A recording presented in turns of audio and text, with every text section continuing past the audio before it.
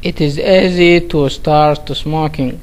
You enjoy it a lot, but it is difficult to stop smoking. It becomes a habit after eating, in the morning when you get up, when you are driving, or if you have a problem. If you decide in your mind that you should quit, you will be able to stop. Smoking can lead to death. The cigarette contains many poisonous things like tar, acetone, ammonia, and can cause damage to your body. The heart and lungs are most susceptible, also your teeth, tongue, and throat.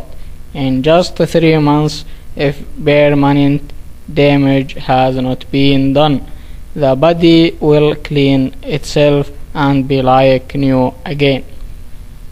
Some people stop cold turkey, just to throw their cigarette away. Others need help and they can't buy patches which wean you off of nicotine. Stopping saves you money as well as your life. It's a problem for your family as well as for you. It can quiz them to have health problems. Do you love yourself more than you love your family?